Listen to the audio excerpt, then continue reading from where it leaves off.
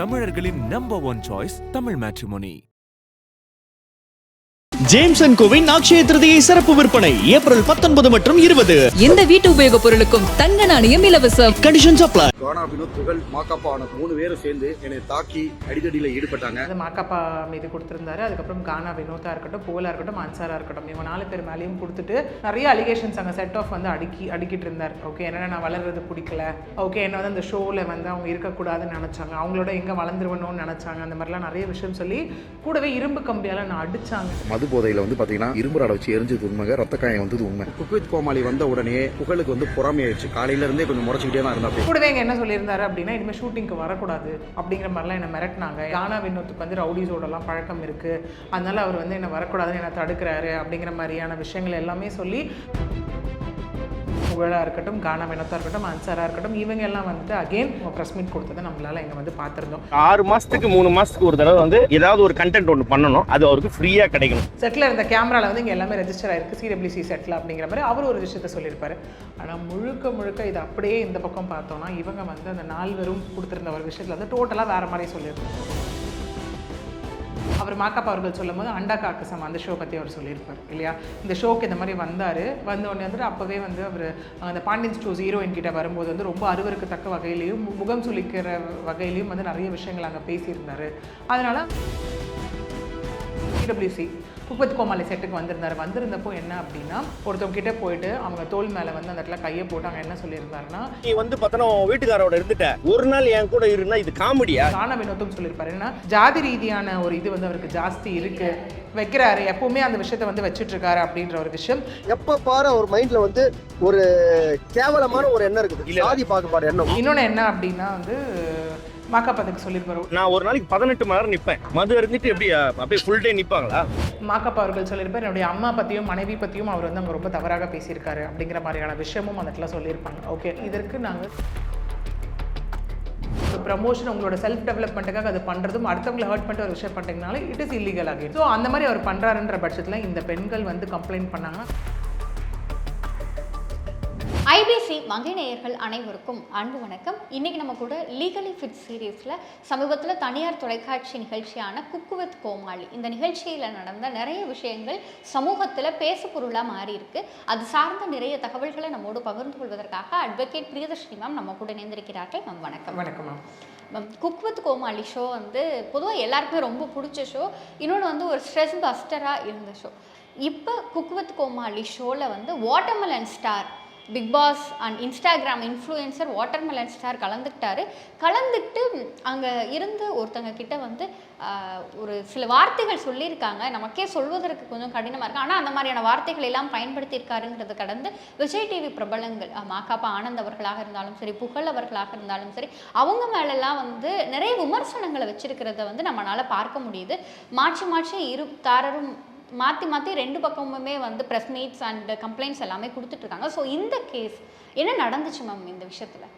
S, actually இந்த கேஸும் இன்றைக்கி இது லீகலாக மாறி இருக்கிறதுனால தான் ஐ திங்க் பேச வேண்டிய கட்டாயம் ஏற்பட்டிருக்குன்னு நினைக்கிறேன் இல்லையா. ஏன்னா நம்ம வந்து முன்னாடியே இதெல்லாம் இந்த பிக் பாஸ் பற்றியிலே போகும்போது அதில் நம்ம டிஸ்கஸ் பண்ணதே வந்து லீகலாக இதில் எதுவுமே இல்லை பேசுகிறதுக்கு அப்படிங்கிற மாதிரி நம்ம அதை ஸ்கிப் பண்ணிட்டோம், அப்போ பேசல இல்லையா. இதில் இப்போ திவாகர் வந்துட்டு போயிட்டு த வாட்டர்மெலன் ஸ்டார் அவர் சொல்லக்கூடிய அந்த நடிப்பறக்கன் அந்த டேக் எல்லாம் வச்சுக்கிட்டோன்னா அவர் போயிட்டு ஒரு கம்ப்ளைண்ட் ரெஜிஸ்டர் பண்ணியிருந்தார். எங்கே அப்படின்னா ஃபஸ்ட்டு நசரத் பெட் ஸ்டேஷனில் வந்து கம்ப்ளைண்ட் ரெஜிஸ்டர் பண்ணியிருந்தார். அதுக்கப்புறம் எனக்கு வந்து அங்கே ப்ராப்பராக ரெஸ்பான்ஸ் இல்லை, அவங்க வந்து ப்ராப்பராக கூப்பிட்டு விசாரிக்கலாம் அப்படிங்கிற மாதிரியான ஒரு அலிகேஷனை வச்சுட்டு அப்படியே கமிஷன் ஆஃபீஸ் போய் ஒரு கம்ப்ளைண்ட் கொடுத்துருந்தார் இல்லையா. அதாவது 4 பேர் மீது அங்கே கொடுத்துருந்தாரு. அதாவது மாக்காப்பா மீது கொடுத்துருந்தாரு, அதுக்கப்புறம் கானா வினோத்தா இருக்கட்டும், புகழா இருக்கட்டும், அன்சாரா இருக்கட்டும், இவங்க 4 பேர் மேலேயும் கொடுத்துட்டு நிறைய அலிகேஷன்ஸ் அங்கே செட் ஆஃப் வந்து அடிக்கிட்டு இருந்தார். ஓகே, என்னென்ன நான் வளர்றது பிடிக்கல, ஓகே என்ன வந்து அந்த ஷோவில் வந்து அவங்க இருக்கக்கூடாதுன்னு நினச்சாங்க, அவங்களோட எங்கே வளர்ந்துருவணும்னு நினச்சாங்க, அந்த மாதிரிலாம் நிறைய விஷயம் சொல்லி கூடவே இரும்பு கம்பியால் நான் அடித்தாங்க அப்படிங்கிற மாதிரியெல்லாம் சொல்லி அவர் ஃபஸ்ட்டு போட்டிருந்தார் இல்லையா. அதாவது என்னைக்குன்னா இந்த ஏப்ரல் 10ஆம் தேதி கானா வினோத், புகழ், மாக்காப்பா ஆன 3 பேரும் சேர்ந்து என்னை தாக்கி அடிதடியில் ஈடுபட்டாங்க. அது மட்டும் இல்லாமல் மாக்காப்பா வந்து பார்த்தீங்கன்னா மாக்காப்பா ஆனந்த் என்ன நபர் குடி போதையில் இரும்பு ராடால் என் காலில் அடித்து ரத்த காயமாயிருக்கு. EVP ஃபிலிம் சிட்டியில் குக்வித் கோமாளி ஷோ நடந்துட்டு இருக்கும் போது வந்து என்ன வந்து அந்த பிரேக்கில் இருக்கும் போது வந்து இவர் சொன்ன விஷயம் பார்த்தீங்கன்னா ஒரு 50 to 60 ஆர்டிஸ்ட் இருப்பாங்க. அவங்க முன்னாடிலாம் என்னை அவமானப்படுத்திட்டு இந்த 4 பேரும் சேர்ந்து என்னை வந்து அந்த இரும்பு கம்பியால் அடித்தாங்க. அது மட்டும் இல்லாமல் என்ன அவதூறாக பேசினாங்க ஓகே அப்படிங்கிற மாதிரி சொல்லி செட்டை விட்டு வெளியில் அனுப்பணும்னு சொல்லி இது வந்து சேனலும் அந்த ஷோவோட இதுவுமே இதில் எதுவுமே பண்ணுறதுக்கு இல்லை. அவங்க மீது வந்து எந்த தவறும் நம்ம சொல்ல முடியாது அப்படிங்கிற மாதிரியா இருக்கட்டும். கூடவே இங்கே என்ன சொல்லியிருந்தாரு அப்படின்னா இனிமேல் ஷூட்டிங்க்கு வரக்கூடாது அப்படிங்கிற மாதிரிலாம் என்னை மிரட்டினாங்க. எனக்கு சென்னை வர்றதுக்கே பயமாக இருக்குது, மற்ற ஷூட் போகிறதுக்கே எனக்கு பயமாக இருக்குது, எனக்கு கொலை மிரட்டல் விடுக்கிறாங்க, கானா வினோத்துக்கு வந்து ரவுடிஸோடலாம் பழக்கம் இருக்குது, அதனால் அவர் வந்து என்னை வரக்கூடாதுன்னு என்னை தடுக்கிறாரு அப்படிங்கிற மாதிரியான விஷயங்கள் எல்லாமே சொல்லி கூடவே இங்கே என்ன சொல்லியிருந்தாரு அப்படின்னா வந்துட்டு மாக்கப் ஆனந்த் அவர்கள் வந்து ட்ரிங்க் பண்ணியிருந்தார் அந்த செட்டில் அப்படிங்கிற மாதிரியான மது போதையில் இருந்தார் அப்படிங்கிற மாதிரியான விஷயங்களை சொல்லி ஒரு அடுக்கடுக்காக ஒரு குற்றங்களை வச்சு நசரத் பெட் ஸ்டேஷனில் ஃபஸ்ட்டு கம்ப்ளைண்ட் கொடுத்துருந்தார். அதுக்கப்புறம் கமிஷன் ஆஃபீஸில் என்ன ஒரு ப்ரெஸ் மீட் கொடுக்கும்போது என்ன சொல்லியிருந்தார் அப்படின்னா அங்கே நான் நசரத் பெட்டில் கொடுத்தேன், சிஎஸ்ஆர் வந்து எனக்கு கொடுத்தாங்க, அதில் வந்து மாக்கப் அவர் வந்து வரவே இல்லை, என்கொயரிக்கு வரல, போலீஸும் அங்கே என்ன பண்ணுறாங்கன்னா வந்து ப்ராப்பராக அது எனக்கு எதுவுமே அங்கே ரெஸ்பான்ஸ் இல்லை, எனக்கு அதனால் சாட்டிஸ்ஃபைடு இல்லை அப்படின்னும் கூடவே அவங்க மீது வந்து நான் கம்ப்ளைண்ட் கொடுத்து ஆக்ஷன் எடுக்கணுன்றதுக்கெலாம் எனக்கு இல்லை, அவங்க என்கிட்ட அப்பாலஜி கேட்டால் போதும் ஓகே இந்த மாதிரி எனக்கு பண்ணிட்டாங்க அப்படின்னு சொல்லி அவங்க வந்து என்ன அப்பாலஜி கேட்டால் போதும். அப்புறம் வந்து என்ன சொல்லியிருந்தாரு அப்படின்னா கூடவே வந்துட்டு என்னையும் என் குடும்பத்தாரையும் பேசி உருவகேலிலாம் பண்ணுறாரு கானா வினோத் அப்படிங்கிற மாதிரியான விஷயங்களை எல்லாமே அவர் தொடர்ந்து இந்த இடத்துல சொல்லிக்கிட்டே வந்துட்டு இருந்தார். சொன்னதன் விளைவாகத்தான் இங்கே என்ன இருந்தது அப்படின்னு பார்த்தோன்னா இது ஒரு 4 நாள் அப்படியே இழுத்துட்டு போயிட்டே இருந்தது. அப்போ தான் வந்து இங்கே மாக்கப் ஆனந்தும் லைக் இன்னும் 3 பேரும், அதாவது புகழாக இருக்கட்டும், கானா வினோத்தாக இருக்கட்டும், அன்சாராக இருக்கட்டும், இவங்க எல்லாம் வந்துட்டு அகெயின் நஸ்ரத் ஸ்டேஷனுக்கு வந்துட்டு திரும்ப அவங்க கொடுத்துட்டு அவங்க வெளியில் வந்து அவங்க ப்ரெஸ் மீட் கொடுத்ததை நம்மளால் இங்கே வந்து பார்த்துருந்தோம். இது வந்து பார்த்தோம் அப்படின்னா இங்கே திவாகர் அவர் சொல்லியிருந்த அலிகேஷன்ஸ் ஓகே, அதாவது என்னை வந்து அடித்தாங்கன்றதா இருக்கட்டும், ஆபாசமாக பேசியிருந்தாங்கன்றதா இருக்கட்டும், இதெல்லாமே அவர் சொன்ன அலிகேஷன். அகெயின் கம்ப்ளைண்ட் கொடுத்துட்டாரு. கம்ப்ளைண்ட் கொடுக்கறது மட்டும் இல்லாமல் கூடவே வந்துட்டு என்னன்னா அவருக்கு அது ப்ரூஃப் கொடுக்கணும் ஓகே. இந்த ப்ரூஃபை கொடுத்து இதெல்லாம் வந்து இவர் நிரூபிக்க போகிறாரு அப்படின்னா ஓகே. அவர் கூடவே இன்னொன்று சொல்லியிருந்தார் என்னென்னா அங்கே வந்து இருந்த சிசிடிவியில் எல்லாமே ரெஜிஸ்டர் ஆகிருக்கு, that is like camera settle இருந்த கேமராவில் வந்து இங்கே எல்லாமே ரெஜிஸ்டர் ஆகிருக்கு CWC செட்டில் அப்படிங்கிற மாதிரி அவர் ஒரு விஷயத்த சொல்லியிருப்பார். ஆனால் முழுக்க இது அப்படியே இந்த பக்கம் பார்த்தோன்னா இவங்க வந்து அந்த 4 பேரும் கொடுத்துருந்த ஒரு விஷயத்தில் வந்து டோட்டலாக வேறு மாதிரி சொல்லியிருந்தாங்க ஓகே. அவங்க 4 பேரும் என்ன சொல்லியிருந்தாங்க இந்த இடத்துல அப்படின்னா ஒருத்தராக அந்த இடத்துல பேசும்போது என்ன சொல்லியிருந்தாங்கன்னா அவர் மாக்கப் அவர்கள் சொல்லும் போது அண்டா காக்கசம் அந்த ஷோ பற்றி அவர் சொல்லியிருப்பார் இல்லையா. இந்த ஷோக்கு இந்த மாதிரி வந்தோடனே வந்துட்டு அப்போவே வந்து அவர் அந்த பாண்டியன் ஸ்டோர்ஸ் ஹீரோயின் கிட்ட வரும்போது வந்து ரொம்ப அருவருக்கத்தக்க வகையிலையும் முகம் சுளிக்கிற வகையிலையும் வந்து நிறைய விஷயங்கள் அங்கே பேசியிருந்தார். ஏற்கனவே அவர் வந்து ஷோக்கு வந்தாரு. அங்க வந்த பாண்டியன் ஸ்டோர்ஸ் ஹீரோயின் ரொம்ப ஒரு மாதிரி இழிவா வந்து பாத்தீங்கன்னா முகம் சொல்லிக்கிற மாதிரி ஏதோ ஒன்று பேசிட்டாரு. நீங்க நல்லா பாருங்க, அண்டாகாசம் ஷோல 4 வாரம் வந்திருப்பாரு, அதாவது ஒரு நாளைக்கு 2 எபிசோட் எடுப்பாரு. 2 நாள் வந்தாரு, அடுத்த வாரத்துல இருந்து அவர் வரல. அப்பல இருந்து அவர் என்ன நினைச்சிட்டு இருக்கிறாருன்னா நான் தான் அவரை வந்து வேலையை விட்டு தூக்கிட்டேன் அப்படின்னு நினைச்சிருக்காரு. அதனால் அதுக்கப்புறம் வரல, அவர் அந்த ஷோ அவர் வரல அப்படிங்கிறவர் திரும்ப CWC குக்வித் கோமாளி செட்டுக்கு வந்திருந்தப்போ என்ன அப்படின்னா ஒருத்தவங்க கிட்டே போயிட்டு அவங்க தோல் மேலே வந்து அந்த இடத்துல கையை போட்டு அங்கே என்ன சொல்லியிருந்தாருன்னா இவ்வளோ நாள் நீங்கள் வந்து உங்கள் கணவரோட இருந்துட்டீங்க, ஒரு நாள் வந்துட்டு கூட இருக்கலாம்ல அப்படிங்கிற மாதிரி கேட்டிருந்தாரு. அந்த வீடியோ கூட இப்போ நான் காட்டட்டுமா அப்படின்னு சொல்லி மாக்கப் அந்த இடத்துல கேட்டிருப்பார். இந்த மாதிரி பேசினா உங்கள் வீட்டில் இருக்கக்கூடிய பெண்களே ஏதோ பேசினா உங்களுக்கு என்ன நீங்கள் பண்ணுவீங்க அப்படிங்கிற மாதிரியான கேள்வியும் அங்கே எழுப்பியிருந்தாரு. கூடவே இங்கே என்ன சொல்லியிருப்பாங்க அப்படின்னா அது ஜட்ஜோட சேர்த்து ஒரு 30 ஆர்டிஸ்ட் அப்படின்னும் எங்கள் கானா வினோத்தும் சொல்லியிருப்பாரு. ஏன்னா ஜாதி ரீதியான ஒரு இது வந்து அவருக்கு ஜாஸ்தி இருக்கு, வைக்கிறாரு, எப்பவுமே அந்த விஷயத்த வந்து வச்சுட்டு இருக்காரு அப்படின்ற ஒரு விஷயம். இன்னொன்று என்ன அப்படின்னா வந்து மாக்கப் அதுக்கு சொல்லியிருப்பாரு, நான் வந்து 18 மணி நேரம் செட்டில் நிற்கிறேன் ஓகே, 16 to 18 மணி நேரம் அப்படி இருக்கும்போது ஒருத்தவங்களால குடிச்சிட்டு எப்படி அந்த இடத்துல நிற்க முடியும், அதில் யார் அலவ் பண்ணுவாங்க அப்படின்னு ஷோவில் செட்டை விட்டு தான் அவரை வெளியே அனுப்புனாங்க அப்படிங்கிற ஒரு விஷயம் அங்கே சொல்லியிருப்பார் ஓகே. ஏன்னா இங்கே இவர் திவாகர் சொன்னது என்னென்னா சேனலுக்கும் இந்த ஷோ இதுக்கும் அவங்களுக்கும் இதுக்கு அத்தாரிட்டிக்கும் சம்மந்தம் இல்லை, முழுக்க இவங்க பண்ண விஷயம் அப்படின்னு சொல்லியிருப்பார். பட் இங்கே சேனல் அண்ட் ப்ரொடக்ஷன் ஹவுஸோட இன்வால்மெண்ட் இல்லாமல் ஒரு கண்டஸ்டண்ட்டை வந்து வெளியில் அனுப்புறதுக்கு வந்து அங்கே இருக்க ஆங்கர்ஸ்க்கோ சக கண்டஸ்டன்ஸ்க்கோ ரைட்ஸ் கிடையாது, அத்தாரிட்டி கிடையாது. அதுவே ஃபர்ஸ்ட் ஆஃப் ஆல் நமக்கு கான்ட்ரடிக்டரி ஆகுது இந்த இடத்துல ஓகே. அதனால் இங்கே என்ன சொன்னாங்க, சேனல் தாங்க அவங்கள ஃபஸ்ட்டு வெளியவே போக சொன்னாங்க அப்படின்னும் அவர் எங்களை பற்றி உட்காந்து எல்லா சேனல்லையும் போய் பேசிகிட்டு இருக்காரு. கூடவே மாக்கப் அவர்கள் சொல்லியிருப்பார் என்னுடைய அம்மா பற்றியும் மனைவி பற்றியும் அவர் வந்து அவங்க ரொம்ப தவறாக பேசியிருக்காரு அப்படிங்கிற மாதிரியான விஷயமும் அந்த இடத்துல சொல்லியிருப்பாங்க ஓகே, பேசியிருக்காரு. இதற்கு நாங்கள் சட்ட ரீதியாக அவர் மீது நடவடிக்கை எடுப்போம் அப்படிங்கிற ஒரு விஷயமும் சொல்லியிருப்பாங்க. தட் இஸ் April 14th, அதாவது இல்லையா முந்தனத்து வந்து அவங்க போய் இந்த என்கொயரியெல்லாம் அட்டன் பண்ணிவிட்டு இது வந்து இவங்க தரப்போட லைக் ஒரு பதிலாகவும் இவங்க திவாகரன் மீது வைக்கக்கூடிய ஒரு அலிகேஷனாகவும் அந்த இடத்துல இருக்குது. ஸோ இரு தரப்புலையும் இங்கே சொல்லப்படுற விஷயங்கள் வெவ்வேறாகத்தான் இருக்குது. அகெயின் இது உடனே கம்ப்ளைண்ட் கொடுத்துட்டாங்கன்றதுக்கு ஆக்ஷன் எடுத்துருவாங்கன்னு கேட்டால் கண்டிப்பாக கிடையாது. இரு தரப்பும் என்ன ப்ரூஃப் கொடுக்க போகிறாங்களோ அதை பொறுத்து தான் இங்கே காவல்துறையினர் விசாரணை நடத்தி அடுத்த கட்ட நடவடிக்கையானது இங்கே இருக்க போகுது.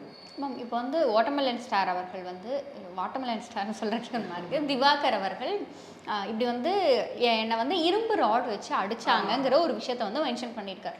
ஸோ அவர்கிட்ட வந்து அந்த ப்ரூஃப்ஸ் இருக்கா? அந்த ப்ரூஃப்ஸை அவர் சப்மிட் பண்ணியிருக்காரா? இங்கே என்னென்னா கம்ப்ளைண்ட் கொடுத்துருக்காரு. ஓகே, இந்த கம்ப்ளைண்ட் வந்து ரொம்ப ப்ரிலிமினரி ஸ்டேஜ், சரிங்களா? கம்ப்ளைண்ட் கொடுத்ததுக்கு அப்புறம் தான் அந்த எவிடன்ஸ் சப்மிஷன் ஸ்டேஜ் எல்லாமே வரும். ஓகே, எவிடன்ஸ் வந்து சப்மிஷன் ஸ்டேஜ் எல்லாமே வரும்போது அவர் மெயினாக இங்கே சொல்கிறது வந்து என்னென்னா இரும்பு ராடு வச்சு அடிச்சிருக்காங்க, என்ன அவதூறாக பேசியிருக்காங்க. இவரே சொல்லியிருக்காரு அங்கே செட்டில் வந்து கேமரா இருக்குது, அதெல்லாம் பார்த்துக்கோங்க அப்படிங்கிற மாதிரி இவர் சொல்லியிருப்பார். இன்னும் நிறைய அலிகேஷன் இது பண்ணியிருப்பார். நானே பார்த்தேன், என்னென்னா நிறைய ஒரு தேவையில்லாத வார்த்தைகள் எல்லாமே அங்கே பேசுறதை பார்க்க முடியும். நிறைய அந்த யூடியூப் சேனல்ஸ்க்கு இன்டர்வியூ கொடுக்கும்போது எனக்கு வந்து இவரை பற்றி ஒருத்தவங்க இதை சொன்னாங்க அதை சொன்னாங்க, அந்த ஆடியோலாம் இருக்குது. இன்னொரு விஷயம் என்ன அப்படின்னா, சமீபத்தில் அவரோட இன்டர்வியூ நான் பார்த்தப்ப அவர்ல என்ன சொல்லியிருக்காருன்னா, மாகாபா அவர்களுக்கு புகழ் அவர்களுக்கு என்னுடைய வளர்ச்சி பிடிக்கல, குரேஷியை வரவிடல அப்படிங்கிற என்ன மாதிரி வந்து வளர விடக்கூடாது அப்படிங்கிறதுக்காக அவங்க இந்த விஷயம் பண்றாங்க அப்படிங்கிற அந்த ஒரு குற்றச்சாட்டை வைக்கிறாங்க. பொறாமையில பண்ணாங்க அப்படிங்கிற மாதிரியும் இன்னொருல பேசும்போது பேசியிருப்பாரு. எனக்கு வந்து இதில் இருக்கக்கூடிய ஒருத்தரை பற்றி வந்து எனக்கு வந்துச்சு, எனக்கு இவங்க கால் பண்ணி சொன்னாங்க, அவங்க கால் பண்ணி சொன்னாங்க அப்படின்னு. இல்லை என்னென்னு பார்த்தீங்கன்னா, முழுக்க முழுக்க ஒரு விஷயம் அவங்க அஃபெக்டாக இருக்காங்களா, அதை தாண்டி யாரையும் விமர்சிப்பதற்கும் ஹர்ட் பண்ணுறதுக்கும் எந்த ரைட்ஸும் இல்லை. அப்போ இவர் அந்த தப்பை பண்ணுறாருன்னு அர்த்தம் இல்லை. இப்போது உங்களுக்கு வந்து அவங்களுக்கு அகெயின்ஸ்டாக ஏதாவது யார்கிட்டயாவது இருந்ததுன்னா நீங்கள் அதை எங்கே சப்மிட் பண்ணணுமோ அங்கே சப்மிட் பண்ணணும், அங்கே பேசணும். அதை விட்டுட்டு குடும்பத்தாரை இழுத்து பேசுறது, அசிங்கப்படுத்துறது, இதெல்லாம் வந்து அவர் மீதே நாளைக்கு ஆக்ஷன் எடுப்பதற்கான எல்லா வழிவகையும் அவரே வகுத்துக்கிறாரு அப்படிங்கிறது தான் அர்த்தம். ஓகே, ஏன்னா ஒரு விஷயம் ப்ரூவனாக இல்லாமல் உட்காந்து நம்ம இஷ்டத்துக்கு பேசக்கூடாது. ஈவன் எல்லாரையும் அசிங்கப்படுத்தினா which amounts to defamation again, அவங்களை திரும்ப ஹர்ட் பண்ணுறாரு அந்த இடத்துல, இல்லையா? ஸோ அந்த மாதிரியான விஷயங்கள் எல்லாமே பண்ணால் அதை அவர் பண்ணவும் கூடாது. ஓகே, ஏன்னா இவங்களும் இங்கே என்ன சொல்லி முடிச்சாங்கன்னா, டீசெண்டாக பேசும்போது வந்துட்டு அவருக்கு 3 months or 6 months இந்த மாதிரி ஏதாவது ஒரு கண்டென்ட் வேணும், அவரை இது பண்ணுற ஒரு கண்டென்ட் வேணும். அது ஒரு நெகட்டிவ் ரீச் ஆகுனாலும் பரவாயில்ல, என்ன மாதிரியான ரீச் ஆகும். ஏன்னா நம்ம சொல்லுவோம், ஒரு கண்டென்ட் ஒருத்தவங்க போகிறாங்கன்னா அது வந்து நெகட்டிவாக பண்ணி ப்ரமோஷன் நம்ம சொல்லுவோம் இல்லையா? நம்ம ஒன்றில் ஒரு பாசிட்டிவான விஷயத்தை பேசி போடுறதோட நெகட்டிவ் வந்து ஈஸியாக ரீச் ஆகும். ஓகே, ஏன்னா நம்ம வந்து என்னதான் எஜுகேட்டிவான பர்பஸோட ஒரு வீடியோ உட்காந்து பண்ணலாம், அது ரீச் ஆகிறத விட ஒன்றுமே இல்லைனா ஒரு கான்ட்ரவர்சி எடுத்து லைட்டாக தொட்டு பாருங்கள், அது ஒன்றுமே இல்லாத விஷயத்தை 10 நிமிஷம் பேசி பாருங்க, அது வைரல் ஆகும், இல்லையா? அந்த ஒரு சிஸ்டம் வந்து அவர் ஃபாலோ பண்ணுறாருன்ற மாதிரியான அலிகேஷன் எல்லாமே இங்கே வச்சுருப்பாங்க. ஸோ ஆஸ் ஆஃப் நவ் இரு தரப்புலையும் அலிகேஷன் ஸ்டேஜில் தான் இருக்குது. தட் இஸ் கம்ப்ளைண்ட்டுக்கான இன்வெஸ்டிகேஷன் அந்த இடத்துல இவங்க வந்து பதில் சொல்கிறது இந்த மாதிரியான ஸ்டேஜில் தான் இருக்குது. Then comes the proof. இதுக்கப்புறம் இந்த ப்ரூஃபை வச்சு தான் என்ன, ஏன்னா இவங்களும் இங்கே சட்ட ரீதியான நடவடிக்கை எடுக்க போகிறேன்னு சொல்லியிருக்காங்க. இவங்க ஒரு கம்ப்ளைண்ட் ரெஜிஸ்டர் பண்ணுறாங்கன்னு வச்சுக்கோங்க, இந்த 4 பேரும் சேர்ந்து, மாகாபா அவர்கள், அன்சாரு, கானா வினோத், புகழ், இவங்க 4 பேரும் சேர்ந்து பண்ணுறாங்கன்னா கண்டிப்பாக அதுக்கு இவர் வந்து என்கொயரி அட்டன் பண்ணணும். திவாகர் அவர்கள் நான் தான் ஃபஸ்ட்டு கம்ப்ளைண்ட் கொடுத்துட்டல வச்சுட்டல அப்படின்னு அந்த இடத்துல சொல்ல முடியாது. ஓகே, சேம் நேச்சர் ஆஃப் கம்ப்ளைண்ட்டுக்கு 2 கொடுத்தாதான் அது கவுண்டர் கம்ப்ளைண்ட். இவங்க என்ன மாதிரி கம்ப்ளைண்ட் கொடுக்க போகிறாங்க அப்படிங்கிறது அகெயின் அது நமக்கு கொடுக்கும்போது தான் நமக்கு தெரிய வரும், இல்லையா? எனக்கு இந்த இடத்துல என்ன கேள்வி அப்படின்னு சொல்லி சொன்னால், இப்போ இவர் வந்து செட்டில் வந்து அந்த உமன் கிட்ட வந்து வேர்பல் அபியூஸ் பண்ணியிருக்காரு. ஸோ இந்த விஷயம் வந்து சட்ட ரீதியாக நடவடிக்கை எடுக்கும் பொழுது என்ன மாதிரியான தண்டனை இவருக்கு கிடைக்கும்? எஸ், இதில் வந்து பார்த்தோம் அப்படின்னா அதுதான் அடுத்ததும் சொல்ல வந்தேன். என்னென்னா இங்கே இவங்க 4 பேரும் கூடவே என்ன அப்படின்னா இந்த மாதிரி அந்த ஒரு பெண்ணை பேசியது, ஏன்னா அண்டா காக்கசம்லேயும் அவர் அதே பண்ணாருன்ற மாதிரியும் சிடபிள்யூசிலையும் அவர் பண்ணி அந்த மாதிரி ரொம்ப அவதூறாக பேசினார். ஏன்னா பிக் பாஸ் அதை சொல்ல வந்து தங்கச்சின்னு சொல்லிட்டு அவர் என்னென்னலாம் பேசினாரோ அந்த விஷயங்களாக இருக்கட்டும், இந்த மாதிரிலாம் அவர் தொடர்ந்து பெண்களை நோக்கி டார்கெட் பண்ணுறாரு அப்படின்னா ஈவன் ஃபார் ஒரு ப்ரமோஷன் உங்களோட செல்ஃப் டெவலப்மெண்ட்டுக்காக அது பண்ணுறதும் அடுத்தவங்களை ஹர்ட் பண்ணிட்டு ஒரு விஷயம் பண்ணிட்டீங்கனால it is illegal again. Okay, so அந்த மாதிரி அவர் பண்ணுறாருன்ற பட்சத்தில் இந்த பெண்கள் வந்து கம்ப்ளைண்ட் பண்ணாங்கன்னா வேறு மாதிரி டர்ன் எடுக்கும். ஓகே, ஏன்னா பிஎன்எஸ் ஆக்ட் கீழே, தட் இஸ் லைக் ஹராஸ்மெண்ட்டு கீழே, அதுக்கப்புறம் ஆன்லைனில் எதாவது பண்ண ஐடி ஆக்ட், இந்த மாதிரியான பிரிவுகளின் கீழே இவங்க கொடுக்குற கம்ப்ளைண்ட் அந்த பெண்கள் அதை உறுதிப்படுத்தும் பட்சத்தில் வித் ப்ரூஃபோடு கொடுக்குறாங்க அப்படின்னா கண்டிப்பாக அது திவாகர் அவர்களுக்கு அகெயின்ஸ்டாக மாறக்கூடிய வாய்ப்புகள் நிறையவே இங்கே இருக்குது. மேம், இப்போ இந்த கம்ப்ளைண்ட்டை வந்து ரைஸ் பண்ணது வந்து ஃபஸ்ட்டு யார் ரைஸ் பண்ணாங்க அப்படின்னு பார்க்கும்பொழுது இவர் தான், திவாகர் அவர்கள் தான். இப்போ அவர் கொடுத்துருக்க அந்த குற்றச்சாட்டுகள் ஒருவேளை வந்து இவங்க அவரை வந்து வேர்பல் அப்யூஸ் பண்ணதாக இருந்தாலும் சரி, இல்லை அந்த இரும்பு ராடு வச்சு அடிச்சதாக இருந்தாலும் சரி, இது எல்லாமே வந்து ஆமாம் இப்படி ஒரு விஷயம் நடந்திருக்கு அப்படிங்கிறதுக்கான ப்ரூஃப்ஸை இவர் சப்மிட் பண்ணிட்டார் அப்படின்னு சொல்லி சொன்னால் கம்ப்ளைண்ட் கொடுத்த இவங்க மேலே என்ன மாதிரியான ஆக்ஷன்ஸ் எல்லாமே எடுப்பாங்க சட்ட ரீதியாக? இங்கே வந்து பார்த்தீங்கன்னா as like causing hurt with weapon. Okay, okay அந்த மாதிரியான விஷயங்களாக இருக்கட்டும், இல்லை வந்து அவங்க அடிச்சதா இல்லை த்ரெட்டன் பண்ணாங்க அப்படின்னா அது வந்து கிரிமினல் இன்டிமிடேஷன் இருக்கட்டும், இந்த மாதிரி செக்ஷன்ஸ் கீழே ஆக்ஷன் எடுக்கிறதுக்கான சான்சஸ் நிறைய இருக்குது. 2 to 3 வருடம் ஃபைன் அந்த மாதிரியான விஷயங்கள் இங்கே இருக்குது. ஓகே, பட் இதுவே வந்துட்டு மாக்காப்பா அவர்கள் சொன்ன விஷயம் எல்லாம் உண்மையாக இருந்தால் அவங்க திரும்ப எடுக்க போகிறாங்க, தேவையில்லாத விஷயத்தை இவர் பேசிகிட்டு இருக்க போகிறாரு அப்படின்னா அகைன் அந்த பாதிக்கப்பட்ட பெண்கள் வெளியில் வர போகிறாங்கன்னா பிஎன்எஸ் ஆக்ட் கீழே, அதாவது வந்து ஒரு பெண்ணை நோக்கி அப்சீனா பேசினது, கெட்ட வார்த்தைகளை பயன்படுத்தி பேசினது. ஓகே, அப்புறம் வந்து ஒரு ஆன்லைன் பிளாட்ஃபார்மில் உட்காந்து அவங்களை அவதூறு பரப்பினதுக்காக இருக்கட்டும். ஓகே, இல்லை இவங்க மீது வந்து பொய் கம்ப்ளைண்ட் கொடுத்த விஷயமா இருக்கட்டும். ஓகே, கூடவே அதுக்கப்புறம் பார்த்தோம் அப்படின்னா இன்னும் பிஎன்எஸ் ஆக்ட் கீழே பல செக்ஷன்ஸ், அப்புறம் ஹராஸ்மெண்ட்டுக்கான செக்ஷனு, இது எல்லாமே அவர் மீதும் வந்துட்டு போடப்படும், திவாகர் மீதும் இங்கே போடப்படும். இங்கேயும் நம்ம வந்து மினிமம் 2 to 3 இயர்ஸ்லேருந்து மேக்ஸிமம் வரைக்குமே இங்கேயும் நம்ம வந்து எக்ஸ்பெக்ட் பண்ணலாம். அகெயின் ப்ரூஃபை பொறுத்து தான் இந்த விஷயம் டிசைட் ஆகவே போகுது. மேம், குக் வித் கோமாளி எனக்கு தெரிஞ்சது இது 7வது சீசன் நடந்துட்டுருக்கு அப்படின்னு சொல்லி நினைக்கிறேன். இதுவரையும் வந்து இந்த மாதிரி எந்த ஒரு விஷயமும் அந்த செட்டில் நடந்ததா வந்து இதுவரையும் நமக்கு எந்த ஒரு ப்ரூஃப்ஸுமே கிடைக்கல. But it was the first time இந்த மாதிரியான விஷயங்கள் நடக்குது அப்படிங்கும் பொழுது இது யாரோட வேலை அப்படிங்கிற அந்த ஒரு விஷயமும் நமக்கு, ஏன்னா இதுவரையும் நடக்காத ஒரு விஷயம் இந்த தடவை தான் புதுசாக நடக்குது அப்படிங்கும் பொழுது இது புதுசாக வந்தவங்க மேலே தப்பா இல்லை ஆல்ரெடி இருக்கவங்க உண்மையிலே அவரோட வளர்ச்சி பிடிக்கல அதனால பண்ணுறாங்களாங்கிற விஷயத்த நம்ம யோசிக்க வேண்டியதாக இருக்கும். இன்னொன்று, இங்கே வந்து நிறைய பேர் வளர்ந்துருக்காங்க அப்படிங்கும் பொழுது அந்த வளர்ச்சியில் இங்கிருந்து எல்லாருமே சந்தோஷப்பட்டிருக்காங்க. எக்ஸாக்ட்லி, தடுக்கணும், அப்பவே தடுத்துருக்கணும்ல. அப்போ மற்ற யாரையுமே இது பண்ணாமல் வாட்டர்மெலன் ஸ்டார் அவர்களை மட்டுமே வந்து கார்னர் பண்ணணும் அப்படிங்கிற அவசியம் இங்கே என்ன வந்துச்சு அப்படிங்கிற அந்த ஒரு கேள்வி வருது. எக்ஸாக்ட்லி. இன்னொன்று பார்த்தீங்கன்னா இங்கே வர சிஎஸ்ஆர் தான் போடப்பட்டிருக்கு, இன்னும் எஃப்ஐஆர் ஆனது போடப்படலை. என்கொயரி பண்ணிட்டு தான் எஃப்ஐஆர் அப்படிங்கிற அடுத்த கட்டத்தை நோக்கி போகும். சிஎஸ்ஆருக்கும் எஃப்ஐஆருக்கும் இருக்க வித்தியாசம். சிஎஸ்ஆர் வந்து என்ன அப்படின்னு பார்த்தோம்னா லைக் சர்வீஸ் ரெஜிஸ்டர்னு நம்ம சொல்லுவோம். ஓகே, அதாவது just it is an acknowledgement. ஒரு கம்ப்ளைண்ட் கொடுத்தாங்க அப்படிங்கிறதுக்கான கம்யூனிட்டி சர்வீஸ் ரெஜிஸ்டர் ஒரே ஒரு அக்னாலஜ்மெண்ட் தான் சிஎஸ்ஆர். இந்த மாதிரி இந்த மாதிரி கம்ப்ளைண்ட் கொடுத்துருக்காங்க, இந்த காசுக்காக கொடுத்துருக்காங்க.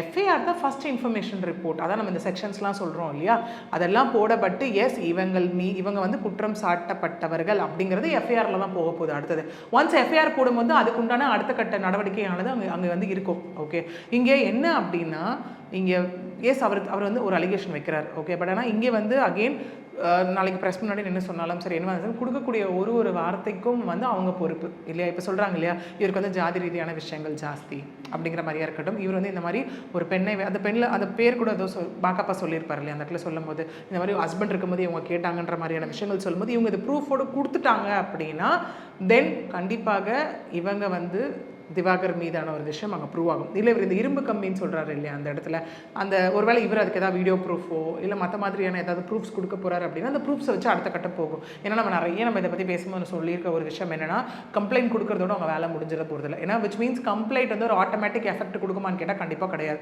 கம்ப்ளைண்ட்டை ஃபுல்ஃபில் பண்ண போகிறதே எவிடன்ஸ் தான்.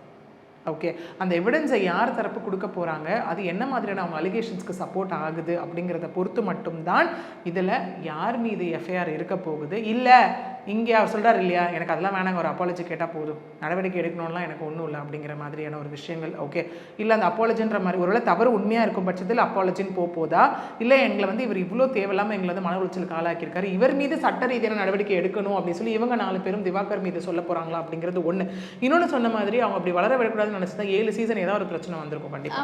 எத்தனையோ பேர் இல்ல யாரோ ஒருத்தர் வெளியில வந்து பேசியிருப்பாங்க, ஏதோ ஒரு உட்கார்ந்து ஒரு இன்டர்வியூலயோ இல்ல அவங்க ஏதாவது பேசும்போது எவ்வளவு பேர் அதுல இன்ஃப்ளூயன்சஸா இருக்காங்க, அவங்க பேசியிருப்பாங்க இல்ல இந்த மாதிரி ஒரு கசப்பான சம்பவம் நடந்ததுன்னு கூட சொல்லியிருக்கலாமே, எதுவுமே பத்தி மென்ஷன் பண்ணாம சொல்லியிருக்கலாம். அந்த மாதிரி எந்த ஒரு விஷயமும் இங்க நடக்கல இல்லையா.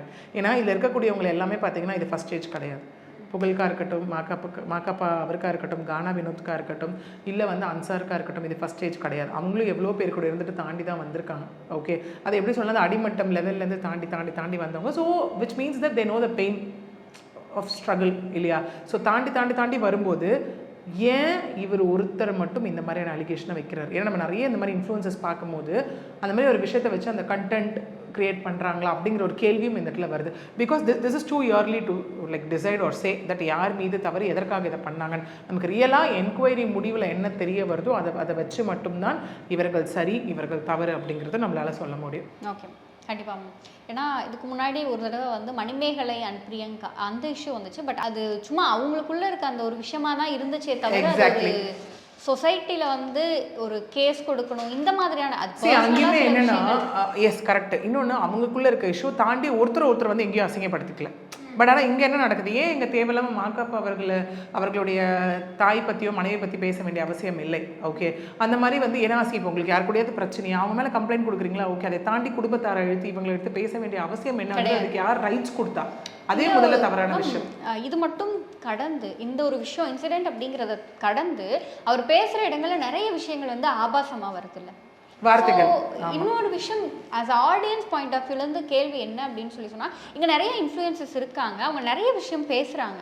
ஆனால் அப்படி பேசுகிறாங்கங்கிறத தெரிஞ்சும் அது ஒரு கம்யூனிட்டி கைட்லைன்ஸில் வராமல் அதுக்கெல்லாம் பயப்படாமல் ரொம்ப சகஜமாக ஆபாசமான பல விஷயங்களை பேசும்பொழுது என்ன சொசைட்டி இது அப்படின்னு சொல்லி பார்க்குற மக்களுக்கு ஒரு ஆதங்கம். சொசைட்டியை தாண்டி இது எடுத்துகிட்டு போய் மக்கள்கிட்ட சேர்க்குறவங்களுக்கும் அந்த ரெஸ்பான்சிபிலிட்டி கொஞ்சமாக இருக்கணும் இல்லையா. இப்போ ஒன்றும் இல்லை, இதே ஒரு யூடியூப் சேனலே கூப்பிட்டு வச்சு உட்காந்து வச்சு பேசுகிறாங்கன்னு வச்சுக்கோங்க, ஒரு இன்ஃப்ளூயன்சர்னும் போது எவ்வளோ இன்றைக்கி வந்துட்டு சேனல்ஸ் எவ்வளோ வந்து மக்களுக்கு வந்து இருக்கிறத இருக்கப்படி கொண்டு போய் சேர்க்கணும்னு நினைக்கிறாங்களா, இல்லை ரீல்ஸ்க்காக எவ்வளோ பேர் இருக்காங்க.